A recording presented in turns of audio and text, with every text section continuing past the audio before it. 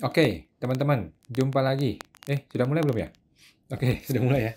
Jumpa lagi teman-teman di live Instagram Pajak Smart. Mohon maaf nih, agak sibuk nih kita nih sekarang-sekarang ini ya. Lagi banyak pengadilan.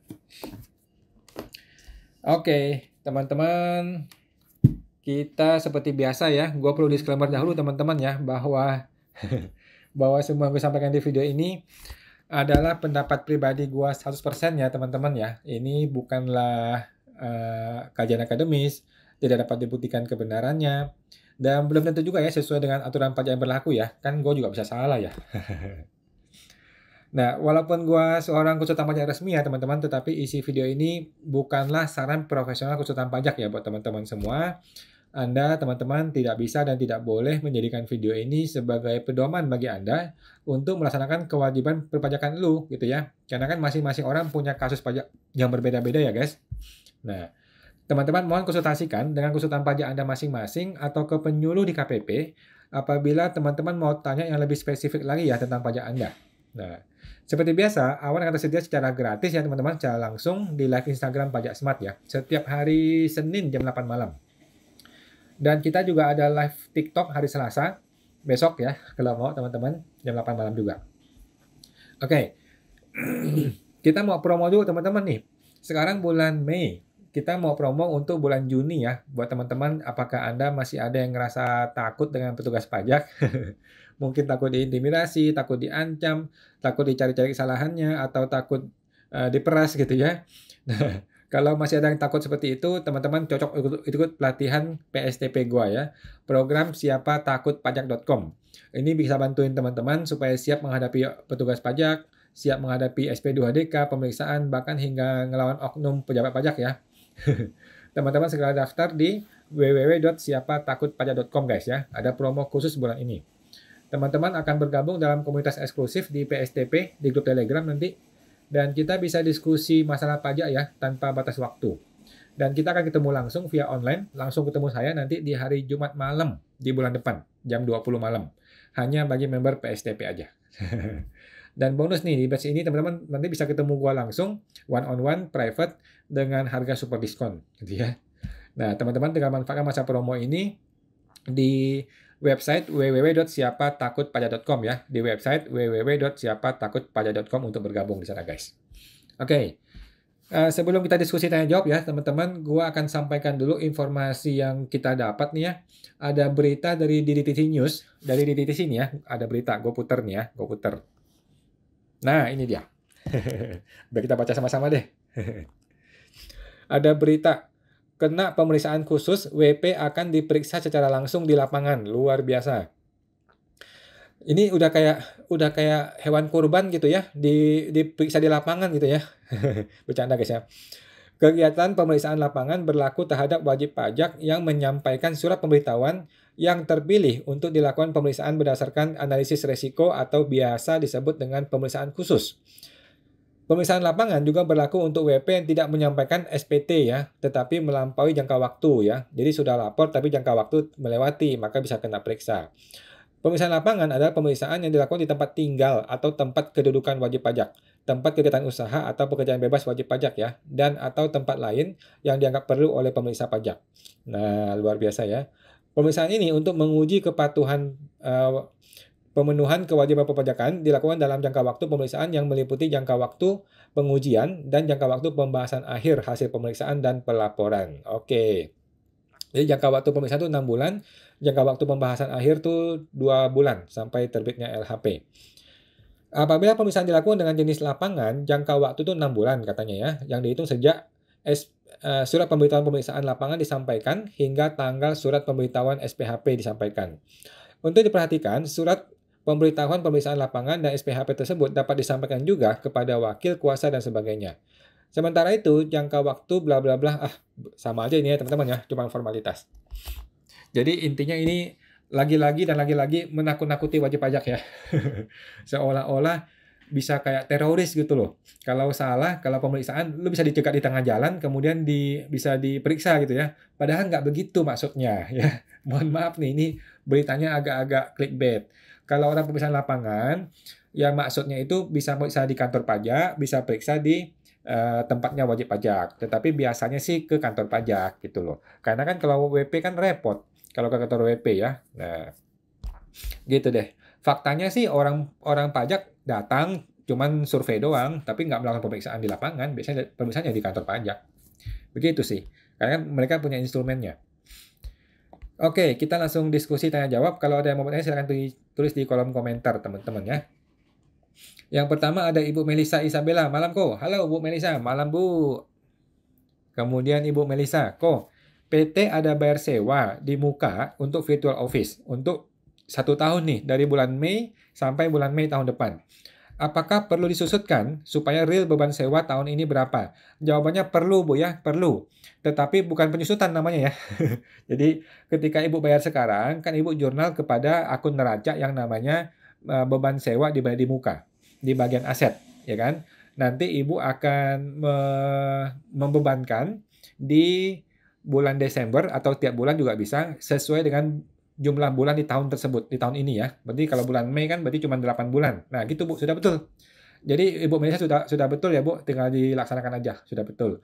Ibu hanya cukup mengakui 8 bulan saja untuk bulan ini, tahun ini, tahun depan untuk mengakui selebihnya. Begitu Bu, sudah betul. Semoga terbantu Bu Melisa. Ibu Silinder 2011. Malam kawan, sehat selalu kawan GBU. Sehat selalu malam Bu Silinder atau Bapak Silinder 2000. Sehat selalu. Bapak Yuichi Che. Ibu deh. Malam kok. Malam Bu Yuichi. Kalau perusahaan memberikan mobil 2016 kepada karyawan, gimana karyawannya bayar pajak? Berapa persen dan berapa nilainya? Terima kasih kok. Oke. Paling gampang nih Bu ya. Paling gampang diakui sebagai gaji. Oke. Jadi asetnya keluar di kredit, tetapi debitnya itu adalah beban gaji. Oke. Masukkan sebagai komponen THR kah atau bonus kah? Atau natura atau apapun lah. Pokoknya gabung sebagai kelompoknya gaji, kemudian potonglah PPh 21 sesuai dengan nilai TER pada bulan tersebut. Begitu Bu, yang nggak usah pakai cara yang lain. Nggak usah pakai cara-cara untuk mengurangi pajak, nggak usah. Bayarlah pajaknya sesuai yang seharusnya dibayar. Beres. Gitu. Jadi masukin sebagai gaji atau bonus, kemudian potong PPh 21. Udah gitu Bu caranya ya. Berapa nilainya? Nilai aset ini berapa? Gunakanlah nilai mobil yang standar aja lah ya, yang wajar pada mobil bekas di tahun ini gitu loh. Mobil bekas 2016 tinggal dicek tuh di OLX lah, di Carmudi lah, di mana-mana. Berapa sih rata-rata mobil ini harganya, harga pasarnya berapa sih mobil bekas 2016? Nah, harga pasar itulah yang dijadikan dasar untuk memberikan bonus kepada si karyawan. Gitu, Bu. Semoga terbantu Bu Yuci Che. Bapak Ibu Rasya Khalifi. Malam Pak Wan, malam Bu Rasya. Aset properti atas nama istri, NPWP-nya NE. Tetapi selama ini dilaporkan pada NPWP suami. Bagaimana pajak penjualannya? Karena infonya harus tetap pakai NPWP istri. Oke, jawaban gua nggak ada masalah Pak. Menurut saya nggak ada masalah. Tinggal diurus ke notaris saja. Tinggal diurus ke notaris. Bayar pajaknya pakai NPWP istri, nggak masalah. Yang penting notarisnya boleh Kak, boleh nggak kalau SPT suami yang lapor. Kalau nggak boleh, maka si istri perlu pembetulan SPT, laporkan harta tersebut. Tetapi menurut gua boleh-boleh aja. Jadi nggak ada masalah, Bapak tinggal ke notaris, kemudian bayar aja udah, bayar 2,5% pakai NPWP istri ya udah. Nanti tetap dilapor di NPWP suami, tetap dilapor di SPT suami sebagai penjualan harta. Gitu aja. Nah, NPWP istri yang NE mau diaktifkan, boleh diaktifkan. Nanti setelah dijual di NE kan lagi, nggak masalah. Mau dilapor terus tiap tahun juga nggak apa-apa. Intinya itu mobil, itu properti dilapor di suami dan tetap dilapor di suami nggak ada masalah. Nanti ketika bayar pajak ya tinggal dilapor sebagai penjualan rumah gitu. Mengenai pembayaran atas nama istri ya nggak ada masalah, nggak apa-apa. Kan suami istri satu kesatuan. Oke. Semoga teman-teman Bu Rasya Khalifi. Kemudian Bapak Swagoni Giri. Malam Om, malam Om. Pak Swagoni Giri. Om, kalau udah PKP, pajak apa aja yang perlu dibayar selain PPN 11%? Jawabannya PPh. Jadi cuma ada dua Pak ya, PPN dan PPh. Gitu aja sih. PPN kan sudah tahu ya, 11%. Kalau PPh itu kan ada beberapa PPh. PPh 21, PPh 22, PPh 23, PPh 25, PPh 4 ayat 2, PPh badan. Udah, gitu doang sih Pak. Nah, pada dasarnya sama aja sih dengan yang non-PKP. Jadi PKP dan non-PKP dalam segi PPh itu sama saja, gitu. Sedangkan yang berbeda hanya di PPN aja, hanya di PPN doang. Sedangkan PPh-nya itu sama dengan badan yang lain. PPh 21, 23, 25, 4 ayat 2, PPh badan. Gitu, Pak. Oke, semoga terbantu, Pak. Om Swago Nigiri. Ibu Christian 5659. Malam kok, malam Bu Christian. Mau tanya. Perusahaan saya sewa forklift ke perorangan. Apakah PPh yang dipotong itu PPh 23 atau 21? Thank you kok. Oke. Kalau saya lebih cenderung PPh 23. Karena ini sewa bukan tanah bangunan. Ya kan? Sewa aset kan? Kalau jelas-jelas ini sewa aset, ada invoice-nya, minta ya Bu ya, minta invoice-nya, kemudian potonglah PPh 23 2%. Nanti tinggal dia hitung sendiri di SPT tahunan dia. Gitu, Bu.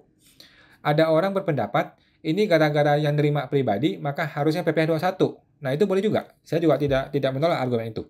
Gitu. Jadi Ibu boleh melihat dari sisi objek atau dari sisi subjek. Kalau dari sisi objek, maka ini adalah objeknya sewa, sehingga PPh 23. Tetapi kalau mau lihat subjek, ini adalah orang pribadi, maka PPh 21. Dan menurut gua nggak ada masalah. Cuman kalau saya lebih cenderung PPh 23. Karena jelas-jelas ini objeknya adalah sewa. Gitu, Bu.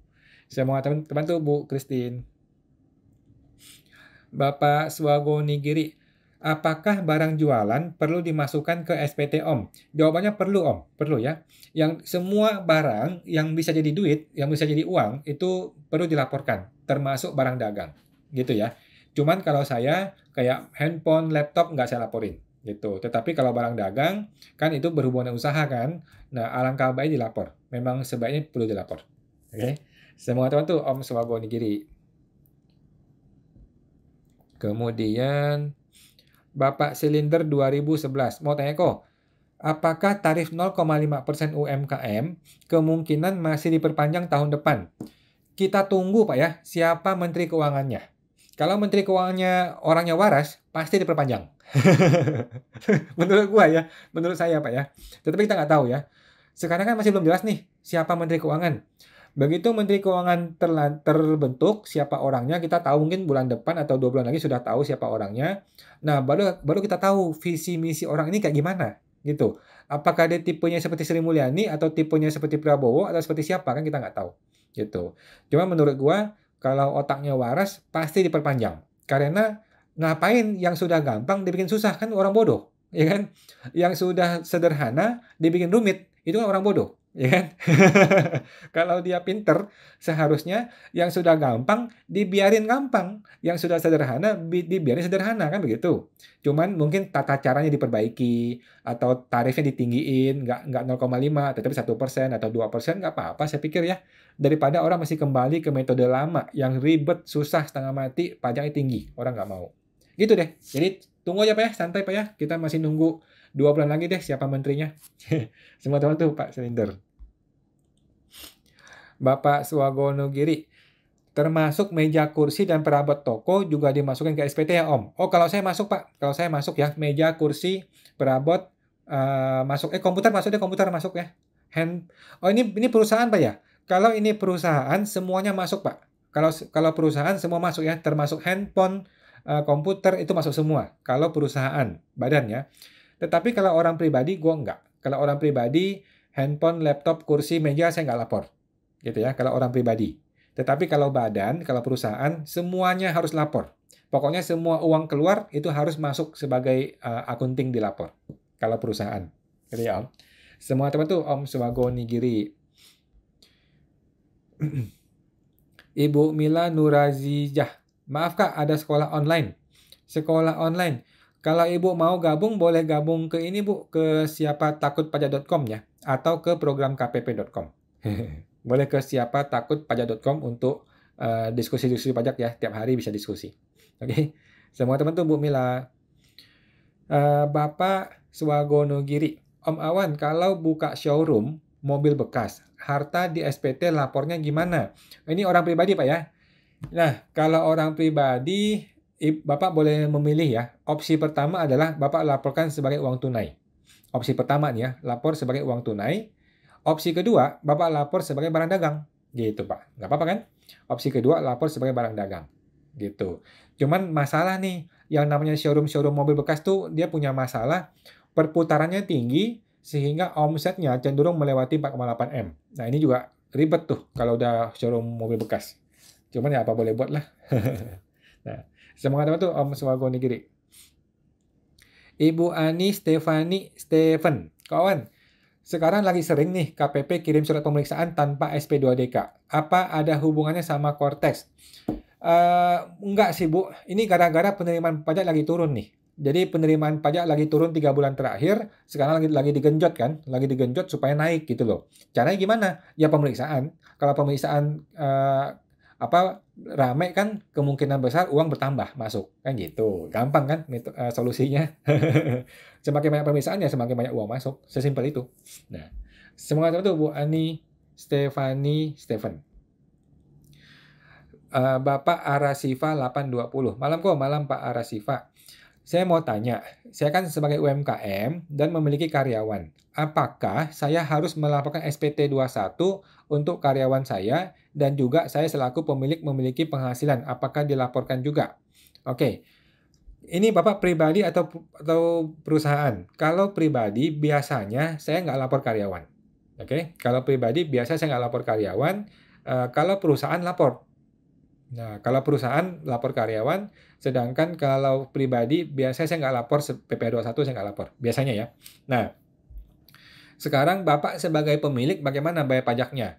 Kalau Bapak ini UMKM itu pedagang, maka Bapak cukup bayar 0,5%. Oke, 0,5% kalikan omset, kalikan penjualan kotor. Oke, itu pun setelah melewati omset 500 juta. Jadi Bapak dapat diskon dari 0 sampai 500 juta omset, itu nggak usah bayar pajak. Bayar pajak itu setelah melewati 500 juta omsetnya, nah bayarnya 0,5%. Kalikan omset. Gitu, Pak. Saya mau ngatakan tuh Bu Pak Arasifa 820. Ibu Dewi Ardela. Malam kok, malam Bu Dewi. Untuk anak dan ayah yang bekerja dalam satu tempat usaha, apakah bisa dapat fasilitas 4,8 M untuk masing-masing? Menurut gua bisa, Bu. Menurut gua bisa ya. Jadi anak dan si ayah kan sudah dua entitas yang berbeda. Dua NPWP yang berbeda, dua entitas yang berbeda. Bisa masing-masing 4,8 M. Tetapi ingat ya, barangnya harus dipisah, pembeliannya harus dipisah, penjualannya harus dipisah. Oke, jangan digabung di satu rekening penjualannya, nggak boleh. Jangan juga order barang pakai satu NPWP, nggak boleh juga. Jadi ordernya dipisah, penjualannya dipisah, barang dan juga dipisah. Oke, jadi dari hulu ke hilir dipisah. Oke, tetapi kan sekarang satu tempat usaha nih, gimana caranya? Nah, kalau bisa ya, kalau perlu kasih kaca ke, atau kasih triplek ke, atau kasih pertanda ke, pokoknya sebisa mungkin dipisahkan. Mana barangnya anak, mana barangnya bapak, dipisahkan sebisa mungkin, gitu Bu. Kalau kita mau aman ya, kan kita lagi mau tax planning nih, mau istilahnya nggak mau bayar pajak tinggi gitu kan, ya udah sebisa mungkin dipisahkan supaya nanti ketika ada pemeriksaan lebih kuat argumennya. Gitu, Bu. Saya mau ngatakan tuh Bu Dewi Ardela. Ibu Tina Mawardi. Malam kok, malam Bu Tina. Jika orang pribadi punya ruko disewakan kepada badan, kena pajaknya apa saja ya? Cuman PPh final aja Bu ya. PPh final 10%. Gitu doang. PPh dan PPN juga kah? PPN enggak ya. Kalau orang pribadi tidak PKP, maka dia tidak perlu kena PPN. Ya, mohon informasinya. Oke, Pak Ibu Terry. Jadi nggak perlu ya, nggak perlu PPN. Dia cukup kena PPh final 10%. Ya, dia tinggal bayar PPh final 10% kepada pajak. Gitu aja sih. Nah, tapi biasanya si pihak badan yang potong. Biasanya si badan yang akan potong 10%, kemudian ditransfer 90% kepada si kita sebagai pemilik gitu loh. Nah, nanti 10% itu akan dibikin bukti potong. Bukti potong kasih ke kita, kita lapor di SPT tahunan kita. Gitu, bahwa kita ada penghasilan sewa, sudah bayar 10% beres. Gitu, Bu ya. Nah, semua tahu tuh Bu Tina Terry. Bapak Akiau 799. Malam kok, malam Pak Akiau. Kalau banyak cabang dijadikan satu badan, bisakah? Oh, boleh Pak, boleh-boleh aja. Untuk persediaan barang, pindah dari WP pribadi ke badan CV gimana caranya? Caranya adalah Bapak langsung menyetorkan barang itu kepada CV sebagai setoran modal. Oke. Nanti di akunting Bapak jurnal. Debitnya itu adalah aset, yaitu barang dagang. Kreditnya itu adalah modal Mr. A. Gitu ya. Debitnya aset, barang. Kreditnya adalah modal Mr. A di jurnal akunting di CV. Begitu, Pak. Oke, mudah-mudahan nangkap Pak ya. Semua teman tuh Pak Akiau 799. Ibu Tina, makasih sama-sama Bu. Kemudian Ibu Alia Malika, jurnal penyesuaian. Mengenai apa Bu? Mohon maaf, terpotong. Nggak ada kalimat awalnya. Ibu Alia, jurnal penyesuaian mengenai apa? Mohon maaf. Ibu Dewi Ardela, jika WP ketangkap punya total pembelian di atas 4,8 M di tahun 2021, apakah langsung wajib PKP? Jawaban gue belum tentu. Belum tentu ya. Jadi gini, kalau gue beli barang 10 M, apakah artinya gue punya omset penjualan 10 M? Kan belum tentu. Ya, bisa aja barang itu ada di gudang belum terjual, kan bisa. Gitu ya. Jadi pembelian itu memang jadi indikator, tetapi bukan berarti tiba-tiba langsung harus jadi PKP, enggak juga. Gitu. Jadi pembelian itu indikator, tapi belum tentu. Bisa aja kita beli barang banyak, tetapi masih ada di gudang, belum terjual. Itu masih mungkin terjadi. Gitu. Semua teman tuh Bu Dewi Ardela. Bapak Akyau 799. Malam kok. WP pribadi kan sudah habis tahun ini dan atas nama suami. Lalu, tahun yang akan datang apakah bisa pakai MPP istri tapi nggak pisah harta? Menurut saya bisa, Bu. Menurut saya bisa, Pak Akiau ya. Jadi si istri tunggu dulu, nanti awal Januari 2025 bikin MPPP. Setelah dia bikin MPPP, dia cetaklah surat keterangan PP 55. Setelah dia cetak surat keterangan PP 55, maka dia bisa pakai 7 tahun untuk si istri ini, 0,5%. Gitu. Cuman cara ini belum ada yang coba, Pak. Jadi kita belum tahu bisa apa nggak bisa. Belum ada yang coba. Cuman secara hukum pajak seharusnya bisa. Secara hukum pajak harusnya bisa. Gitu ya. Oke, Bu Epa Akyau. Mengenai pisah harta, menurut saya nggak ada masalah. Mau pisah harta, mau tidak pisah harta, nggak ada masalah seharusnya. Oke. Semoga teman tuh Pak Akyau 799. Ibu Yah Nixon 24. Jika kita sebagai pemungut PPh 22 atau penjual gitu ya, membuat bukti potong saat kita membuat invoice, atau bagaimana ya alurnya? Invoice, bukti potong, setor baru lapor. Terima kasih. Pemungut PPh 22 biasanya pembeli itu Bu. PPh 22 dipungut ya, pemungut PPh 22. Pertama bikin invoice dulu Bu. Kemudian seharusnya Ibu pembeli deh. Kalau PP22 itu harusnya pembeli ya. Oke, intinya sih bikin invoice dulu deh. Bikin invoice dulu, kemudian bikin bukti potong, kemudian bayar, kemudian setor lapor. Gitu ya. Bikin invoice, bikin bukti potong, kemudian bayar uangnya, kemudian bayar e-billingnya, kemudian lapor. Gitu, Bu. Oke. Semua teman tuh Bu ya Nixon. Bapak Stanley Jonathan, malam kok. Halo Pak Stanley, malam Pak. Nah, Pak Stanley nih teman-teman besok akan bergabung di live TikTok ya Pajak Smart. Silakan teman-teman bergabung ke live TikTok Pajak Smart besok ya, jam 8 malam, hari Selasa. Mantap. Thank you Pak Pak Stanley. Ibu Ningkawa, bangunan milik Direktur CV dibeli oleh CV. Apa harus transaksi jual beli notaris atau tinggal pindahkan daftar hartanya? Dibeli oleh CV-nya. Kalau dibeli maka harus jual beli sih Bu. Kalau beli harus jual beli. Kecuali si direktur ini tidak mau jual beli, dia maunya diserahkan sebagai setoran modal. Nah, itu bisa dilakukan, tetapi itu pun tetap harus menggunakan akte notaris untuk balik nama. Ya kan? Jadi kalau jual beli, maka muncul notaris aktenya AJB ya, akte jual beli. Tetapi kalau dia cuma memberikan sebagai setoran modal, maka notaris itu hanya notaris ini aja, notaris balik nama aja. Hanya balik nama dan pajaknya tetap dibayar ya. Pajak 2,5% dan 5% tetap harus dibayar. Setahu saya begitu. Karena dia bukan hibah. Jadi tetap masih bayar pajak 2,5% dan bayar itunya BPHTB 5%. Gitu sih Bu. Oke. Semangat teman tuh Bu Ningkawa.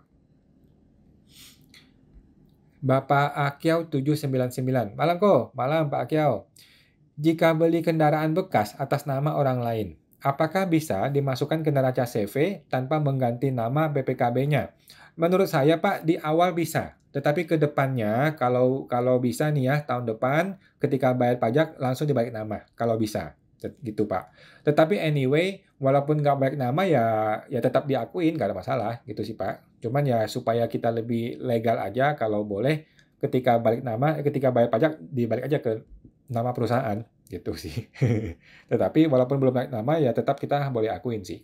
Nah, semoga teman tuh Pak Akil 799. Bapak I Yusuf, malam kok, malam Pak I Yusuf. Jika orang tua yang punya usaha pribadi meninggal di bulan April, apakah bisa langsung alih ke anak di bulan Mei? Misalnya, atau pajaknya dibayar saja sampai Desember, jadi nanti di awal tahun baru dialihkan. Oke, menurut saya sih langsung ke anak, Pak. Menurut saya langsung ke anak. Gitu. Terserah Bapak sih, mau langsung ke anak boleh, mau masih di Bapak juga boleh. Pada dasarnya yang penting pajak dibayar. Beres. Gitu Pak ya. Yang penting pajak dibayar. Mau ke anak boleh, mau ke Bapak boleh. Pajak sih nggak terlalu pusing mengenai ini ya. Toh mereka juga anak dan Bapak kan kalaupun hibah-hibah juga nggak ada masalah, nggak ada pajak gitu. Jadi harusnya nggak masalah. Aman aja sih harusnya sih. Itu Pak. Cuman kalau orang tanya saya lebih cenderung ganti ke nama anak karena orang sudah meninggal kan. Jadi kita nggak mau repotin lagi. Nah, saya mengatakan tuh Pak Yusuf. Ibu Ati 09. Malam kawan. Malam Bu Ati. Mau tanya kalau setiap project dipotong PPh final oleh klien dan omsetnya kurang dari 4,8 M. Apakah perlu melampirkan laporan keuangan nggak kalau lapor SPT? Nah, pertanyaannya adalah, ibu ini posisinya badan usaha atau perorangan? Kalau ibu orang pribadi, maka tidak perlu laporan keuangan. Tetapi kalau ibu adalah badan, CV, PT, PTP, yayasan, koperasi, dan sebagainya ya. Kalau badan, maka ibu tetap harus bikin laporan keuangan. Walaupun sudah PPh final, walaupun omset di bawah 4,8 M, tetap wajib bikin laporan keuangan kalau perusahaan. Gitu Bu ya. Nah, tetapi kalau orang pribadi nggak usah. Oke. Okay? Semoga teman tuh Bu Ati 09. Bapak Intamwira. Apabila istri mengajukan penghapusan NPWP untuk tujuan penghapusannya dengan suami. Oke, terus bagaimana? Masalahnya apa, Pak? Terpotong? Oke, terpotong Pak Iktam. Apa pertanyaannya, Pak? Boleh sih, istri kalau mau hapus NPWP boleh aja, langsung dihapus. Nanti akan ada pemeriksaan ya, penghapusan NPWP ya. Gitu. Gak apa-apa sih sebenarnya. Oke, thank you Pak Iktam. Ibu Cecilia Teja, malam Pak Wan. Malam Bu Cecilia, bagaimana Bu? Bapak Bong Perdi, malam kok. Malam Pak Bong Perdi. WP PKP di cabang, apa masih bisa ajukan sertifikat digital? Saya rasa bisa Pak. Saya rasa bisa ya. Harusnya nggak ada masalah.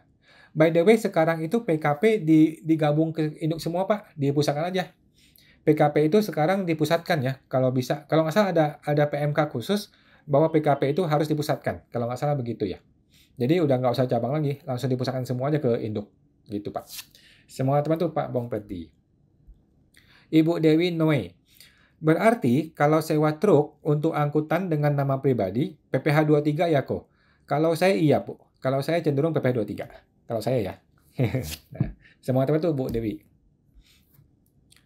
Bapak Tumorang Parude. Malam kok, malam Pak Tumorang. Kalau mendampingi WP dalam pemeriksaan di KPP, apakah bisa hanya dengan surat kuasa saja dari WP? Oh bisa dong, memang butuh apa lagi? Bisa Pak, bisa. Surat kuasa aja cukup. Gitu. Semua teman tuh Pak Tumorang Parude. Bapak Akyau 799. Malam kok, malam Pak Akyau. Kalau soal PPh 21 karyawan, jika semua stafnya misalnya 20 orang, tetapi di bawah gaji PTKP, lapornya hanya SPT nihil aja ya? Jawabannya iya Pak ya, iya. Jadi setiap karyawan ini tetap dibikin bukti potong Pak. Tetap dibikinkan bukti potong setiap karyawan, tetapi nilai pajaknya 0. Jadi 0, 0, 0, 0 semua, tetap dibikin bukti potong, tetap dilapor seperti biasa setiap bulan. Gitu Pak. Saya mau ngatakan tuh Pak Akil 799. Bapak Asyarif, apakah laporan final badan UMKM harus pakai pembukuan? Jawabannya wajib Pak ya, wajib. Kalau dia badan, maka dia wajib pembukuan. Mau dia final, mau dia non-final, mau dia UMKM, mau dia bukan UMKM, pokoknya kalau badan wajib pembukuan, gitu. Banyak orang bertanya, kalau gitu buat apa sih pembukuan? Kan dia sudah final, ngapain sih dia pembukuan? Jawabannya adalah masih ada potensi-potensi pajak yang bisa digarap, gitu ya. Jadi kalau kita pembukuan, masih ada potensi pajak yang bisa digarap oleh si pajak. Begitu, Pak. Semua tahu tuh Pak Syarif. Ibu Dian Fajar Primas. Malam kok, malam Bu Dian. Jika menjawab SP2DK lebih dari 14 hari, benarkah? Nggak apa-apa. Kata ayahnya nggak apa-apa. Nggak apa-apa, Bu. Nggak apa-apa. Itu cuma bahasa standar ya, bahasa surat. Faktanya, SP2DK yang tertahan 1 tahun banyak. Yang tertahan 2 tahun juga banyak, Pak, Bu. Jadi nggak usah khawatir. Yang penting kita punya niat baik. Ya, kita punya niat baik, kita ngomong ke AR. Nggak, Pak AR, mohon maaf nih, saya nggak keburu 14 hari. Boleh nggak 1 bulan? Gitu. Ya oke, gitu. Jadi ya kooperatif aja Bu, yang penting kita berniat baik, kita berkomunikasi, harusnya nggak ada masalah lah. Yang mengenai hari-hari itu kan hanya bahasa surat aja. Oke. Saya mau ngatakan tuh Bu Dian Fajar Primas.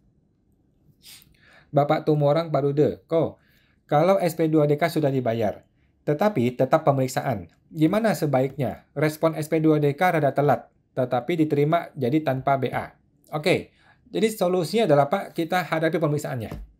Gitu Pak, gue juga mengalami baru-baru ini ya ada pemeriksaan. Ya sudah Pak, nggak apa-apa, kita hadapi saja, kita ikuti prosedurnya gitu. Kalau saya sih saya gugat ke pengadilan pajak, tetapi ya nggak terlalu perlu lah. Kalau Bapak masih ini ya santai-santai aja ya. Kalau saya karena sudah kesal saya nggak gugatan ke pengadilan, gitu Pak.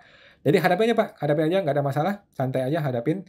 Kalau Bapak mau gabung ke ini aja ke PSTP atau PKPP nanti biar kita sering diskusi di sana. Semua teman tuh Pak Tumorang, Pak Rude. Ibu Ati 09. Malam kawan, malam Bu Ati. Kalau cicilan PPh 25 bisa kita tentukan sendiri dari PPh terutang tahun lalu atau harus konfirmasi ke KPP. Tentuin sendiri aja Bu, nggak usah ke KPP, nggak perlu ya. Ibu boleh menghitung sendiri gitu. Tetapi kan tentu saja hitungannya mesti benar ya. Kalau hitungannya salah ya nanti disuruh pembetulan gitu Bu ya. Jadi kalau bisa hitung yang benar gitu sih Bu. Tapi hitung sendiri ya, tidak perlu ke AR, nggak perlu. Oke. Semangat itu Bu Ati-Ati. By the way, kalau Bu Ati punya hubungan baik dengan AR, sering chatting-chatting dengan AR ya nggak apa-apa. Mau naik AR juga boleh kalau emang punya hubungan baik gitu. Boleh aja. Bapak Arasifa, baik makasih kok. Sama-sama Pak Arasifa. Ibu Gomez 5284, jabatan direktur di sebuah PT. Apakah si direktur mesti foto ke kantor pajak ya? Nggak perlu sih Pak, Bu. Nggak perlu Bu. Kan sudah ada di akte notaris. Jadi nggak perlu lah yang gitu-gituan. Kadang-kadang si AR suka rese, minta foto dan sebagainya. Nggak perlu lah, nggak perlu ya. Kan sudah ada di akte notaris, gitu Bu. Semangat teman tuh Bu Gomez. Ibu Cecilia Teja, bagaimana kalau angka AJB mengikuti angka real jual beli, yaitu sudah di atas NJOP.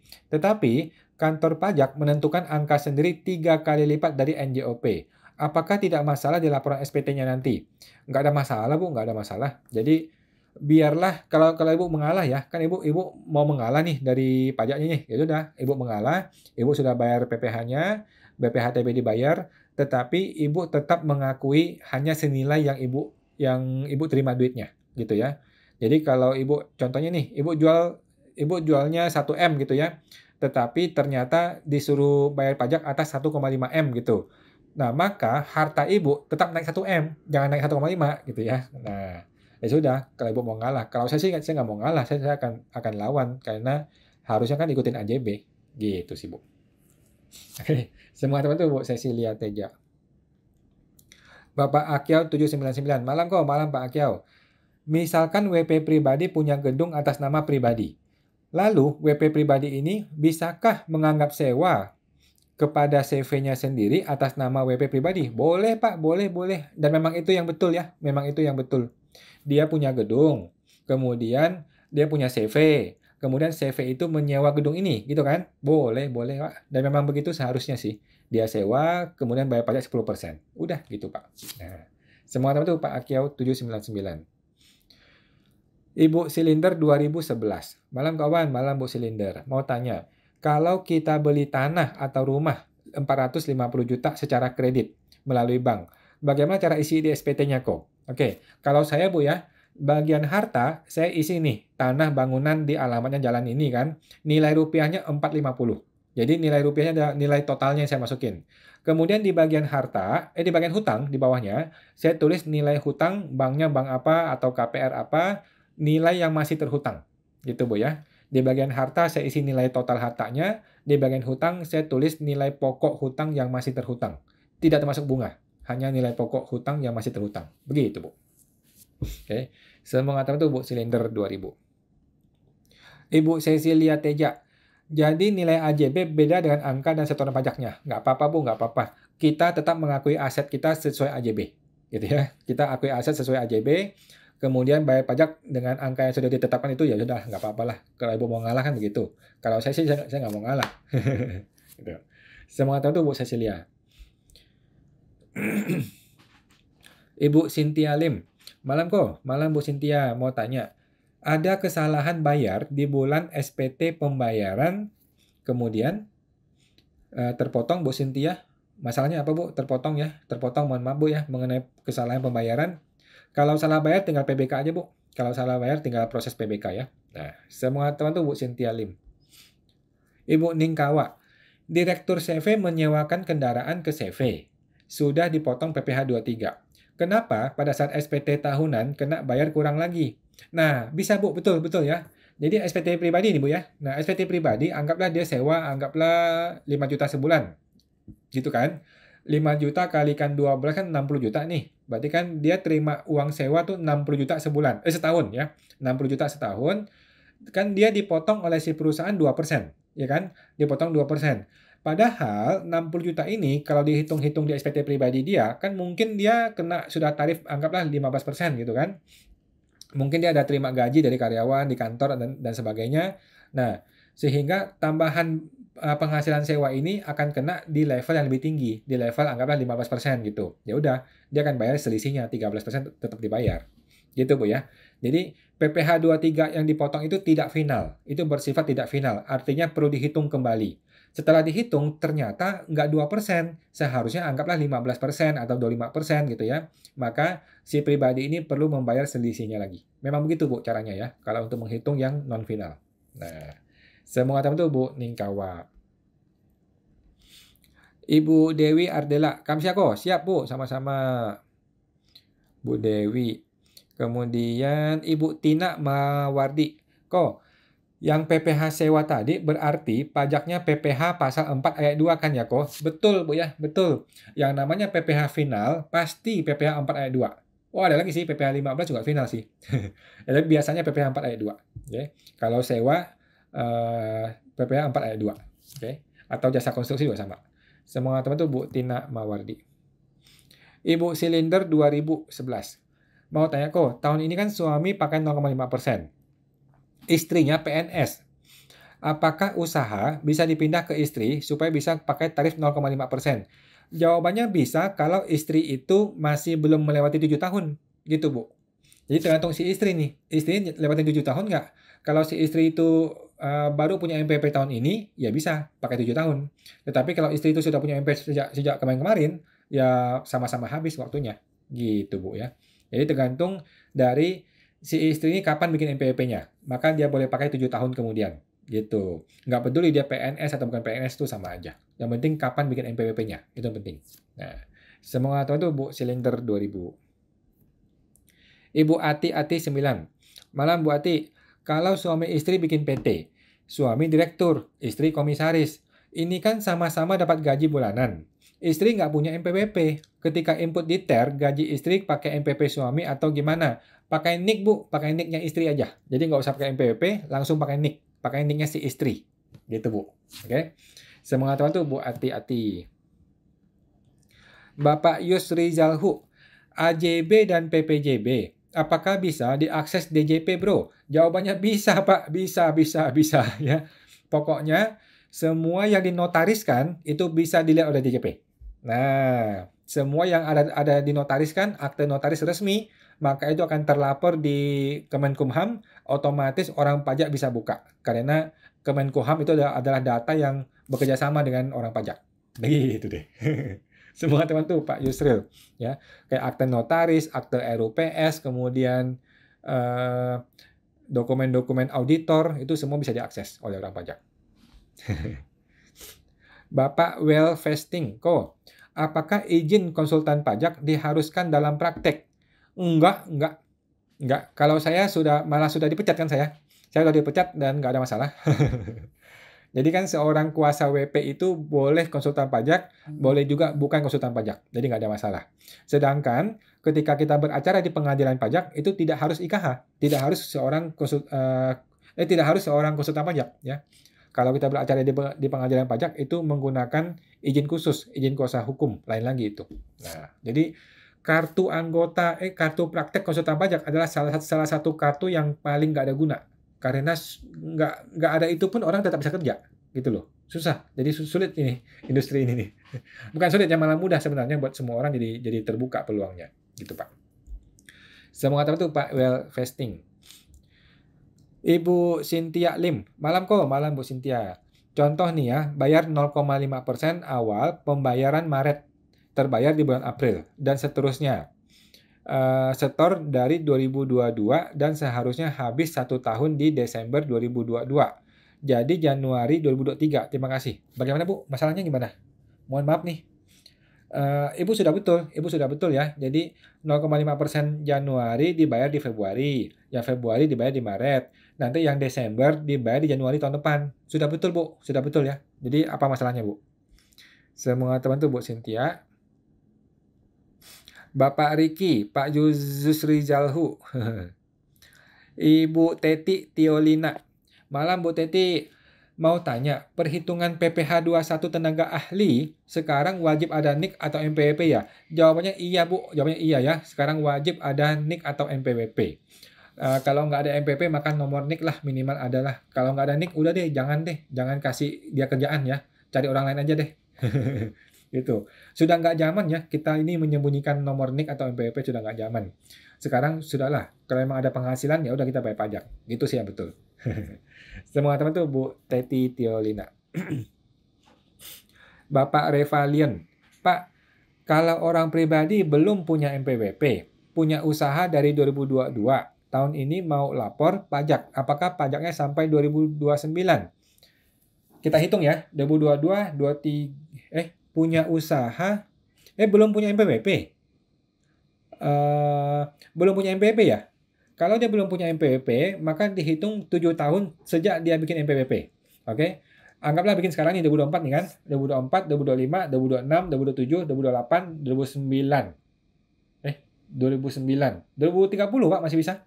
4, 5, 6, 7, 8, 9, 10. 2030 masih bisa Pak. Sampai Desember 2030 masih bisa. Ya. Pokoknya 7 tahun dihitung sejak dia punya NPWP. Oke? Bukan dari usaha ya. Semua teman tuh Pak Revalien. Ibu Nia H2. Malam Bu Nia. Jika terjadi transaksi penjual PTA ke PTB, emas batangan PPh 22, yang membuat bukti potong, yang memungut PPh 22, 0. Setor dan lapor apakah PTA dan PTB? Setahu gua sih si PT penjual ya Pak ya.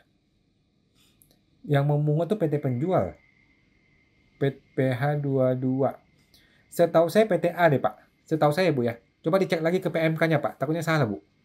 Ada di PMK-nya kan, PMK berapa gitu di tahun 2023 atau 2022 ya, mengenai PPN pada PPN PPh pada perusahaan emas ya, pada emas. Nanti dia misahin lagi tuh emas batangan tuh bagaimana, emas yang bukan batangan gimana, perhiasan gimana gitu. Coba dicek lagi ke PMK-nya. Setahu saya sih si penjual. Setahu saya penjual yang akan punya kewajiban untuk pungut, potong, bayar, lapor. Gitu. Oke. Semua teman tuh Bu Nia Hia.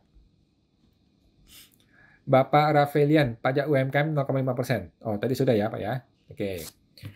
Ibu Ayuk Sadewa, malam Bu Ayuk. Apakah mungkin suatu saat SP2DK bisa diakses lewat akun DJP masing-masing WP? Jawabannya mungkin dan memang sedang dilakukan Bu. Nanti ini bulan Juli. Jadi tanggal 1 Juli Cortex System berlaku. Janjinya nih ya, Cortex System itu semua masalah pajak akan muncul di sistem. SP2DK, SP2 pemeriksaan, semua itu akan muncul di sistem pajak. Katanya seperti itu. Nah, mudah-mudahan seperti itu apa adanya ya. Kita tunggu aja, Bu. Jadi kedepannya begitu ya, semuanya akan transparan ada di dalam konteks sistem kita. Kita tunggu aja bulan Juli. Nah, semoga teman-teman Bu Ayuk Sadewa. Bapak Asyarif, apakah bisa restitusi PPN PK kurang PM tahun 2020? Setahu saya masih bisa, Pak. Setahu saya masih bisa ya. By the way kan restitusi kan Bapak kompensasi terus kan? Jadi kan restitusi kan Bapak kompensasi terus. Bapak kompensasi aja, kompensasi sampai ke bulan April ini aja. Sampai ke bulan April ini Bapak restitusi. Atau sampai bulan Desember juga boleh. Sampai Desember 2023 Bapak potong, Bapak restitusi, kemudian Januari mulai dari awal lagi. Itu juga boleh sih. Jangan 2020, tapi dibawa terus sampai ke sekarang. Gitu Pak. Semua teman-teman tuh Pak Syarif. Badan ya, oke badan. Ibu Niaha, PPh 22 0,25%. Oh iya iya. Setahu saya sih penjual sih Pak, Bu ya, mengenai emas ya. Setahu saya emas penjual deh. Oke. Bapak Akyau 799. Kok perpindahan hutang pribadi ke badan gimana caranya? Apakah bisa diakui? Jawabannya bisa Pak, tetapi menurut saya nggak usah. Jadi menurut saya ya, kalau kita mau pindahin dari pribadi ke badan, yang dipindahin tuh hanya barang dagang saja. Kemudian si badan ini hanya membeli barang baru dan menjual barang baru dan barang yang kita pindahin ini. Mengenai hutang piutang, biar orang lama yang beresin. Nah, menurut saya begitu Pak, biar kita nggak usah pusing. Ya, kalau kita pindah hutang piutang malah repot nanti di badannya. Bisa sih, bisa aja gitu. Bisa diakui. Cuman agak repot. Jadi saya lebih cenderung hutang piutang diberesin di pribadi, yang CV atau PT baru ini mulai dari fresh. Mulai fresh, dia bolehlah dapat barang dagang, tetapi dia tidak perlu terlibat hutang piutang. Repot nanti. Kalau saya sih gitu Pak. Tetapi kalau Bapak tanya apakah bisa hutang piutang dipindahin ke PT atau CV, jawabannya bisa-bisa aja. Tinggal di jurnal aja nanti modal pada piutang, modal pada hutang. Gitu. Semoga teman tuh Pak Akyau 799. Ibu Cynthia Lim, malam kok mau tanya, kita UMKM ada kesalahan bayar Desember tahun 2022, terbayar di Januari 2023. Harus gimana kok? Sudah betul sih Bu ya, PPh Desember itu memang dibayar di Januari, memang sudah betul. Kan kita bayar pajak kan di bulan depannya. Sudah betul ya Bu, bulan Desember, masa Desember dibayar Januari itu sudah betul. Tetapi kalau memang Ibu salah bayar, solusinya adalah PBK. Nah, kalau Ibu mungkin maksudnya itu bulan November kali ya. Mungkin maksud Ibu bulan November yang harusnya dibayar di Desember, kemudian terbayar di Januari gitu. Nah, kalau begitu Ibu boleh PBK ya, pemindah bukuan. Pemindah bukuan bisa secara online sekarang Bu. Ibu tinggal masuk ke sistem online, tinggal masuk dari sana juga bisa. Oke, pemindah bukuan solusinya ya. IPBK. Kalau online nggak bisa, ya udah, Ibu tinggal datang ke KPP juga boleh. Nah, semoga teman-teman Bu Cynthia Lim. Bapak Akyau 799. Jadi semua karyawan wajib dikasih bukti potong ya untuk usaha badan. Wajib Pak, wajib, dan itu setiap bulan Pak ya. Wajib bikin bukti potong dan setiap bulan. Berapapun gajinya, mau di atas PTKP ataupun di bawah PTKP, tetap dibikin bukti potong satu persatu setiap bulan. Begitu Pak. Oke, semoga teman tuh Pak Akyau 799. Ibu Ana 1270. Kok mau tanya, uang sewa rumah bulan Mei, lalu pajak 10% dibayar di bulan Juni ya? Betul Bu, betul ya, di bulan Juni sebelum tanggal 10 Juni. Oke, nanti dilapornya sebelum tanggal 20 Juni. Gitu Bu Ana. Oke, semoga teman tuh Bu Ana.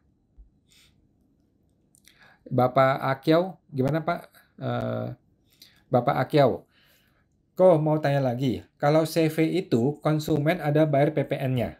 Tetapi badan itu beli barang itu untuk dijual tidak ada PPN masukan. Apakah bisa jadi indikasi orang pajak mempertanyakan dan pemeriksaan? Jawabannya bisa terjadi Pak, tetapi nggak ada masalah. Bapak tinggal jelaskan apa adanya. Gitu Pak, nggak usah khawatir. Bapak tinggal jelaskan, oh barang ini tuh saya beli memang nggak ada PPN-nya Pak. Tetapi kan ketika saya jual saya bayar PPN-nya. Gitu. Tinggal dijelaskan ke orang pajak, nggak ada masalah kok Pak. Yang penting Bapak rapi ya Pak, akuntingnya harus rapi. Penting sekali ya pembukuan akunting, penting sekali, harus rapi. Nah, semoga teman tuh Pak Akyau 799. Bapak Alki 22. Perusahaan pelayaran yang murni dapat penghasilan dari jasa sewa kapal dan sudah dikenakan PPh final PPh 15. Jika perusahaan tersebut membukukan laba, apa kena PPh 29 atau 25 lagi? Setahu saya tidak, Pak. Tidak, Pak ya. Kalau penghasilan dia sudah kena PPh final, maka laba ditahan itu semuanya sudah tidak kena pajak lagi. Sudah betul, Pak ya. Sudah betul. Nggak ada PPh 25, 29 untuk perusahaan-perusahaan yang memang industri itu industri jasa sudah PPh final. Gitu, Pak. Semua teman tuh Pak Alki 22. Ibu Cynthia Lim, kawan mau tanya, kalau UMKM tetapi cuma jual beras tahun depan sudah habis UMKM, baiknya gimana untuk pajaknya? Waduh, sama aja Bu, sama aja sih solusinya ya. Solusi pertama adalah pakai MPP istri atau MPP anak, supaya bisa 7 tahun lagi. Solusi kedua adalah bikin perusahaan, bikin CV atau PTP, supaya bisa pakai 0,5% 4 tahun lagi. Gitu ya. Cuman kalau CV PTP jadi wajib pembukuan. Gitu sih masalahnya. Gitu. Kemudian masalah beras ini juga ada masalah di PKP ya. Kalau dia punya omset lebih dari 4,8 M jadi PKP. Jadi repot ini kalau jualan beras ini. Memang begitu, omsetnya gede tapi untung tipis kan. Itu memang jadi masalah. Ya udah deh, nggak apa-apa deh. Kalau bisa sih pakai perusahaan ya. Kalau bisa bikin perusahaan lebih bagus, PTP atau bikin CV lebih bagus gitu sih. Nah, semoga teman tuh Bu Cynthia Lim. Bapak Tumorang Parude, kok kalau pemeriksaan masih pakai PMK 229 tahun 2014, apa masih berlaku surat aturan syarat konsultan pajak yang mendampingi? Bagaimana sebaiknya? Bapak bilang aja ke pemeriksanya, PMK 229 itu sudah tidak bisa dipakai karena Undang-Undang HPP sudah berubah. Ya, Undang-Undang HPP sudah mengatakan bahwa tidak harus konsultan pajak untuk menjadi kuasa WP. Jadi lupakan mengenai PMK 229. Sudah ada undang-undang baru, Undang-Undang HPP yang mengatakan berbeda. Lagi pula sudah ada putusan Mahkamah Konstitusi yang mengatakan berbeda juga, yang mengatakan bahwa tidak harus seorang konsultan pajak untuk menjadi kuasa WP. Gitu.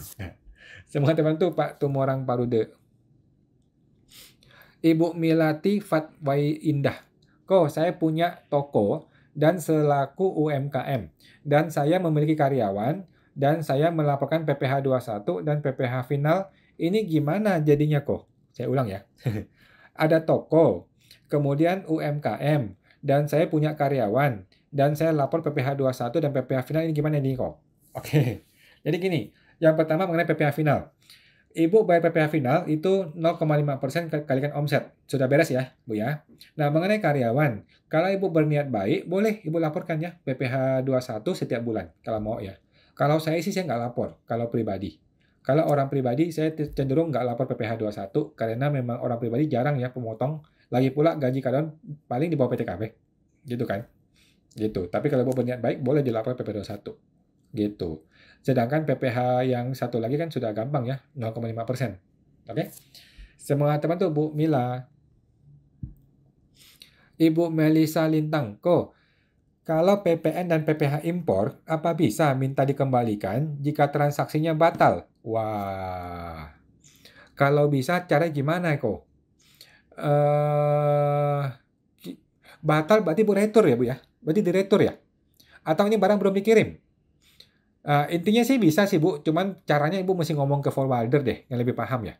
Mesti ngomong ke forwarder yang lebih paham gimana caranya untuk melakukan ini. Jadi kan berarti kan Ibu mengekspor ulang kan, atau membatalkan PIB-nya. Nah, tata cara pembatalan PIB ini mesti ngomong ke ini, ke forwarder yang lebih paham caranya Bu, yang ngurusin bea cukai. Gitu Bu ya, supaya nggak salah ya. Semoga teman tuh Bu Melisa. Bapak Akyau 799, kok kalau WPOP beli gedung pakai uang bank, lalu mau bikin CV baru, apakah bisa yang gedung itu dijadikan asetnya CV dan hutang WP pribadi dialihkan ke badan CV? Oke, menurut saya gini Pak, kalau pihak banknya bisa, maka boleh pindahin ke badan CV. Tetapi biasanya bank itu nggak mau. Jadi bank itu biasanya tetap maunya nama pribadi sebagai debitur ya, sebagai penghutangnya. Kalau emang bisa ganti ke CV boleh. Tetapi kalau bank bilang oh nggak bisa, harus nama pribadi, ya udah jangan deh Pak, jangan kalau gitu ya. Biarkan tetap di pribadi. Nanti CV itu sewa aja kepada bos. Gitu, CV sewa ke bos. Nanti si bos yang bangun, si bos yang bayar hutang bank. Gitu Pak ya. Nah, kecuali si bank itu bilang bisa, kami bisa ganti semua dokumen menjadi dokumennya badan, itu boleh diatur gitu ya. Tetapi kalau emang nggak bisa, ya udah pribadi aja, nanti CV sewa aja. Nah, semangat apa tuh Pak Akiau 799. Bapak Revalian, mau tanya Pak, misal ada tukang mie ayam nih, jualan di ruko, disuruh bayar pajak sama orang pajak. Mereka selama ini jualan tidak ada pembukuan dan tidak tahu keuntungannya berapa. Itu cara DJP menentukannya bagaimana? Oke, eh, jadi yang pertama begini Pak, kalau dia masih bisa UMKM 0,5%, maka paling gampang kan, gunakanlah 0,5% kalikan omset. Oke, walaupun dia nggak tahu untungnya, kan dia tahu berapa omsetnya, ya kan? Nah, omsetnya dikalikan 0,5%. Tetapi kalau dia sudah tidak bisa UMKM lagi, maka tidak usah pembukuan. Keuntungannya langsung ditentukan oleh negara melalui Per 17 tahun 2015, ya. Per 17 tahun 2015 itu sudah menentukan, oh kalau dagang bakso segini untungnya, kalau dagang baju segini untungnya. Sudah ada ketentuan di dalam Per 17 tahun 2015. Ikuti itu aja Pak. Nah, kalau Bapak merasa itu nggak benar, Bapak maunya yang benar, maka bikin pembukuan. Gitu aja. Gitu. Jadi paling gampang ikutin KLU atau Bapak cari cara supaya bisa pakai 0,5%. Oke. Semua teman tuh Pak Revalian. Lalu Bapak Wisa-Wisa saya. Bapak Wisawi saya. Kok izin petunjuk. Jika pengusaha atau direktur sebagai pemotong PPh 21 karyawan, apakah si direktur pemotong tersebut juga lapor untuk PPh 21-nya? Jawabannya iya, Bu. Ya, jadi dia juga memotong diri dia sendiri dan dia juga laporkan untuk diri dia sendiri di SPT pribadi dia. Juga iya, betul Bu, lapor semua. Oke. Semua teman tuh Bu Wisawi saya. Ibu Valian Shop ID. Pak, kalau 2025 UMKM yang belum pembukuan, cara ngitung pajaknya gimana? Jadi gini Bu, kalau UMKM sudah melewati 2025 ya, sudah 2025 gitu ya. Pertama adalah hitung berapa profitnya. Setelah hitung berapa profitnya, barulah dikalikan dengan tarif pajak. Tarif pajak yang PPh progresif orang pribadi, yang 5%, 15, 25, 30. Oke? Sekarang berapa profitnya? Profitnya adalah menggunakan Per 17 tahun 2015. Oke, nah di situ nanti tinggal lihat tuh, dagang baju sekian persen, dagang komputer sekian persen, sudah ditentukan oleh negara berapa keuntungan persentasenya. Gitu, Bu. Udah, gitu doang kan, gampang. Semua tahu tuh, Bu, Valian Shop ID. Ibu Ningkawa, CV mulai pembukuan 2017. Selalu kompensasi PPN jadi LB-nya cukup besar. Kalau tahun ini mau restitusi, apa memungkinkan? Boleh Bu, boleh silakan aja. Kalau seandainya ditolak, apa LB-nya bisa dijadikan kompensasi lagi?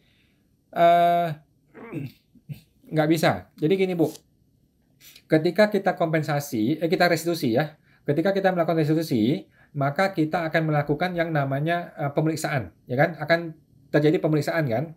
Nah, dalam pemeriksaan itu nggak ada yang namanya menolak LB atau menolak restitusi, itu nggak ada. Yang ada adalah hasil pemeriksaan. Nah, bagaimana hasilnya? Kalau hasilnya itu bilang LB, ya udah dibayar Ibu. Kalau hasil bilang itu KB, berarti kan yang LB berubah jadi KB. Nah, kalau berubah jadi KB, maka yang tadinya itu mau nyari restitusi malah jadi bayar pajak. Nah, itu berarti kan sudah lupakan mengenai LB, malah harus bayar pajaknya. Gitu. Gitu sih Bu ya. Jadi jangan coba-coba kalau Bu nggak berani, kalau belum siap pemeriksaan. Gitu. Karena ketika pemeriksaan akan semua dibongkar. Begitu semua dibongkar, yang tadinya LB malah bisa berbalik arah jadi KB, jadi kurang bayar. Itu sudah sering dialami orang ya. Nah, jadi kalau Ibu mau restitusi, Ibu harus rapikan pembukuan. Pembukuan kita rapikan dahulu, kemudian baru kita restitusi. Setelah kita restitusi, akan ada pemeriksaan. Nah, hasil pemeriksaan itulah yang kita patuhi, hasil pemeriksaannya. Gitu ya. Sedangkan LB itu sudah nggak bisa lagi, sudah selesai. Ibu tinggal move on aja, move on ke bulan-bulan berikutnya. Gitu, Bu. Saya mengatakan tuh, Bu Ningkawa. Bapak Akyau 799. Kok mengenai toko yang ada cabang-cabangnya dan kotanya berbeda-beda, apakah bisa dilaporkan gabung jadi satu MPP badan? Jawaban saya bisa, tetapi boleh bikin cabang nanti ya. Sama tolong jelaskan soal pajak sentralisasi. Nah, jadi nanti Bapak akan punya satu MPP induk. Oke, satu MPP badan yang induk. Kemudian MPP badan ini akan bikin MPP cabang. 001, 002, 003. Jadi cabang-cabang MPP badan gitu ya.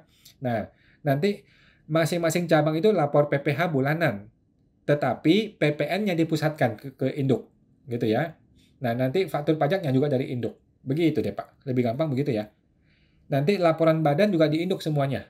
Jadi di cabang itu hanya untuk laporin PPh masa yang sifatnya PPh 21, PPh 23, PPh 4 ayat 2. Gitu yang tiap bulan dilaporkan di cabang.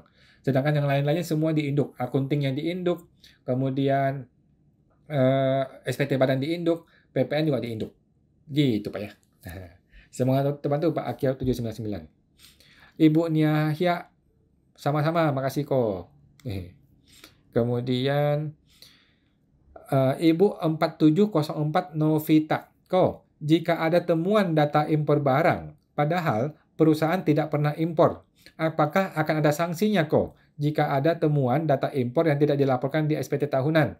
Jadi gini, kalau Ibu tidak pernah impor, maka Ibu balas suratnya tertulis ya, bahwa kami tidak pernah impor. Selesai. Kemudian gimana kalau Ibu benar-benar impor? Kalau Ibu betul-betul impor tetapi nggak pernah dilaporkan, ya udah, tinggal pembetulan SPT. Gitu Bu ya. Pembetulan SPT, laporkanlah barang tersebut. Nah, setelah dilaporkan, ternyata ada kurang bayar, ya udah Ibu bayar, gitu sih Bu. Nah, tetapi kalau tidak pernah impor, maka Ibu tinggal tolak suratnya ya. Ibu bikin surat balasan bahwa kami tidak pernah impor. Bikin surat pernyataan. Gitu Bu. Oke. Semua teman tuh Bu Novita. Oke teman-teman ya, sudah lewat jam 9 ini sudah selesai dan kita akan tampung yang belum terjawab teman-teman ya. Kita akan tampung dan kita akan jawab di video berikutnya di YouTube ya. Teman-teman tinggal nanti subscribe YouTube kita, YouTube Pajak Smart. Kita akan jawab di YouTube ya, yang belum terjawab ya. Kita tampung dulu ya. Mohon maaf teman-teman ya. Ada Bapak Akiau 799. Kemudian Ibu Meli Halim. Oke. Kemudian Ibu Niai Ha. Oke. Kemudian Bapak Akiau 799. Oke. Bapak Revalian. Oke. Ibu Mega Sicilia. Bapak Akiau 799. Oke. Ibu Lydia Setiawan. Oke. Kemudian Ibu Atie 09. Ibu Ningkawa. Kemudian Ibu Malaysia Kamsya, sehat selalu, sama-sama, sukses Bu. Bapak Akiau, makasih, sama-sama. Ibu Naturegen, makasih, sama-sama. Ibu Cynthia Lim. Oke, teman-teman ya, mohon maaf yang belum terjawab ya. Kita akan jawab di video YouTube di YouTube-nya Pajak Smart. Dan kita ketemu lagi besok ada TikTok dengan Pak Stanley dan hari Senin depan kita ketemu lagi di live Instagram. Oke teman-teman ya, sampai jumpa lagi semuanya. Thank you semuanya. Mari.